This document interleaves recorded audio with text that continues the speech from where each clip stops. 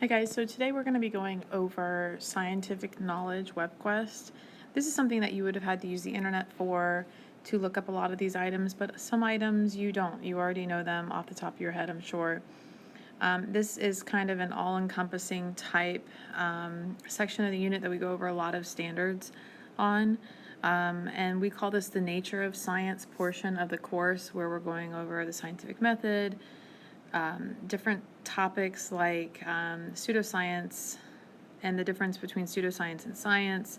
So there's just a lot of topics that we have to cover within this one web quest, and then we go back over a few more topics in more detail like pseudoscience later. Number one, ask for some examples of questions that can be answered through science. One example is, what is the atom made of? A question that can be answered through science is a question that can be tested and can have data to support whether or not that hypothesis is being supported or rejected. But questions that cannot be answered through science or are considered outside the boundary of science are considered art, philosophy, and religion. These are things that are more opinion-based, and they're not something we're going to test in science. The next question is, what is pseudoscience? So pseudoscience is a claim or belief or practice of someone that they're saying they are practicing science. So it's a claim or belief that they are actually practicing science, but it doesn't adhere to the strict standards of science. So, pretty much what it is people are going to be claiming it's scientific when in reality the terms that they say are like made up, or there's no really support behind that particular vocab term that they're trying to claim. Also, pseudoscience many times are kind of radical ideas, and the ideas themselves are not supported by any data or any type of scientific community.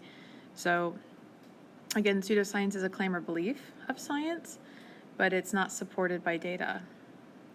Some examples of pseudoscience would be hypnosis, or another pseudoscience would be considered astrology. Astrology, they use a lot of scientific terms, and the reasoning behind astrology is, very scientific, where they're using astronomy and they're using stars and the alignment of stars to help dictate what kind of day or week or, year you'll have.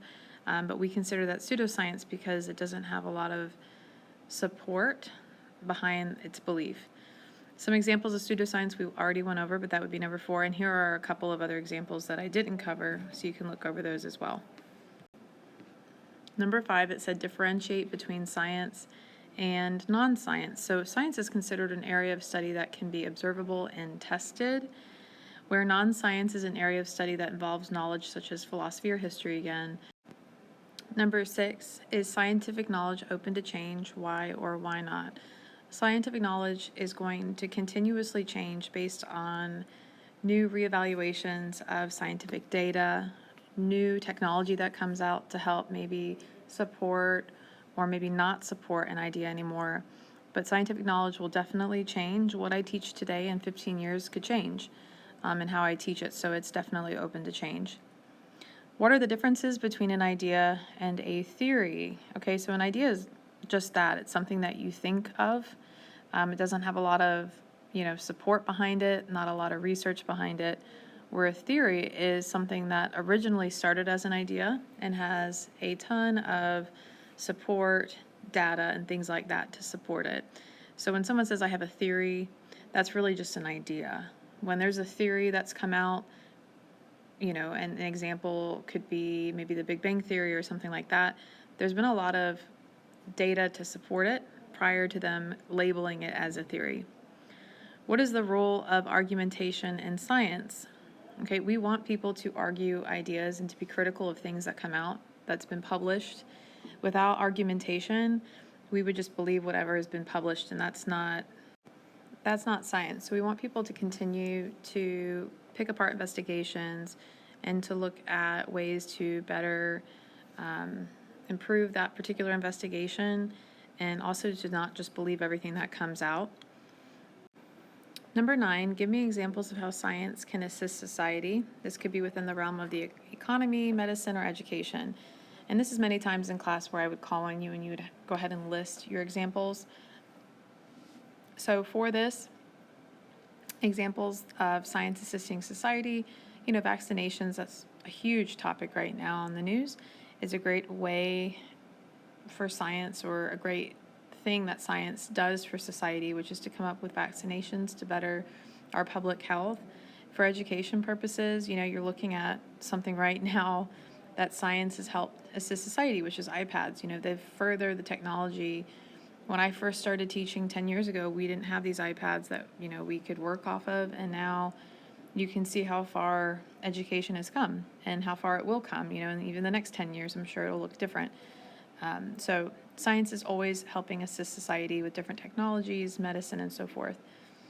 Number 10, list 3 examples of technologies, objects, or processes that have been modified to advance society through science. So things that are being modified to advance society through science.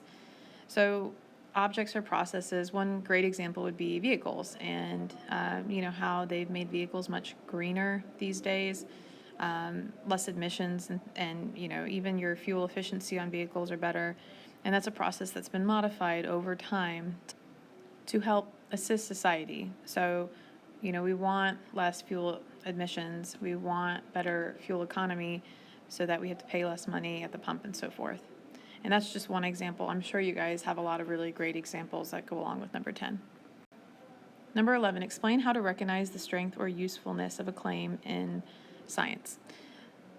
So the strength or usefulness of a claim means how much data is there to support that particular claim. If this claim is just a claim, somebody's idea, it's not very useful yet. It's not until there's been a significant amount of research and data present or presented where it becomes useful to the overall scientific community. Number 12, describe and provide an example of how similar investigations conducted in many parts of the world can result in the same outcome. So we use a standard units of measurement called the SI units around the world. So all scientists are using the same units of measurement. And so when our scientists here in the US share information with another country, the country can look at the information and understand it. If our units were different than their units, it wouldn't make a lot of sense and it would be hard to convert. So we like to use the same units. That's a huge one. SI units are what they're called, and they're called SI for short. Their actual name is International System of Units. And the other thing they do is they create a list of instructions that are very clear and concise, which is their procedure list. So if a scientist wants to recreate something in a different country, they can, because those instructions are very clear. 5 examples of contributions to science, and each one needs to be from a different country, and this can be from past inventions to current inventions, but it's really fun to kind of see these examples because you see that every country has given us many contributions within science. So a lot of students at this point will find things and they're like, oh, I thought that was made in the US. I didn't know it actually originated over here. So this is kind of a fun one where you just get to see where there's been different contributions to science throughout the world. What are the costs and benefits on humans when it comes to scientific advances? So I think this one is kind of self-explanatory. You guys get that with humans, there's benefits with science. There's things that we've done to help people and public health. We talked about vaccinations. So those are benefits on humans. Well, what are the costs? When there's scientific investigations, sometimes there's also accidents that happen, or another example is nuclear power. So that was a huge benefit in terms of green energy that they came out with a while back. But there's also been accidents within nuclear power. Chernobyl was one where they had a good idea, but the good idea kind of went haywire and it malfunctioned, and it became a cost on that particular area of people that lived within that nuclear power plant. And there was a lot of cost for many years. A lot of people had to pay those costs. So, science is great, but sometimes when it goes wrong, it can also definitely bring on cost as well. What are the costs and benefits on the environment when it comes to scientific advances? Science, when we're doing investigations, we need to make sure that we are disposing of the chemicals or the items in an appropriate manner. And sometimes you hear, like on the news, that doesn't always happen, which can create a cost for the environment. Also, some things that are invented sometimes are not always great for the environment, which can make it a cost. But also, things like solar panels, for example, have been invented, and that's been a while back now, that have created benefits for the environment because now a lot of people have them on their house and they're creating their own energy and their own green energy. So that's definitely a benefit. What are the costs and benefits economically when it comes to scientific advances? Well, sometimes you can create new jobs just because of something that's been invented. And also sometimes you can take jobs away, right? Economically speaking, with scientific advances, many times we're taking jobs away because we're creating maybe a system that can do the job now for much cheaper and more efficiently. So there's costs and benefits economically as well with scientific advances. Why do you think ethics within scientific research is so important? If we didn't have ethics, if we were not always trying to do the right thing within scientific research, we could be researching on humans with vaccinations too early. That wouldn't be ethical. You want to make sure it's safe before you do human trials. Other ethical decisions could be maybe things that are created that would not be, safe or right to create. So ethics, which really just means to do the right thing, is very important for scientific research because without the ethical decisions with scientists, you could have major consequences there. Misconceptions is a section where I have a misconception written out and then you needed to correct it. So the first misconception within science is that there's just a single scientific method out there and that's it. All scientists follow it and that's it. That's not true. Within the community around the world, they're all doing things a little bit different, but the major thing is that they do have a clear, concise list of procedures that they're following, but their scientific method could be different than the next scientist's scientific method. So it says the process of science is unpredictable. It involves many different people engaging in many different activities and also in many different orders. So that's the first misconception. The second is that scientific ideas are absolute and unchanging. Scientific ideas may change rapidly as scientists test out more and different possible explanations. So absolute means that if we come up with something today, that it can't change tomorrow, and that's definitely not the case in science. Science proves ideas. We're never going to prove something to be correct because that means that it would never change. Again, a theory or a law doesn't mean that that item can't change or evolve into something new over time. So we never prove or disprove ideas. Science can only disprove ideas, meaning if we find something and then we have new research to say that that item's not correct, we're only disproving ideas.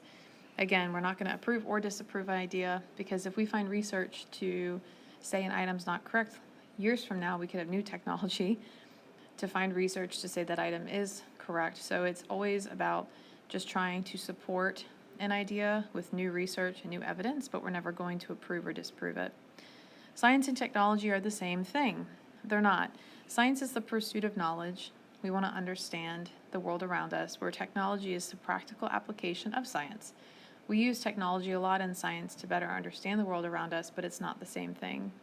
This is kind of a nice quote to help you understand it more. Science is knowing where technology is doing. And that's it. If you guys have any questions about any of these, please let me know. And this right here, this web quest will be on the next quiz, which will be your scientific knowledge quiz. As of right now, I have that scheduled next Tuesday, August 18th. And I'll have more information about what the quiz is going to cover posted on Canvas for Monday. So again, if you have any questions, please let me know. I hope you guys are all doing well. And don't forget that your lab safety test is this Friday.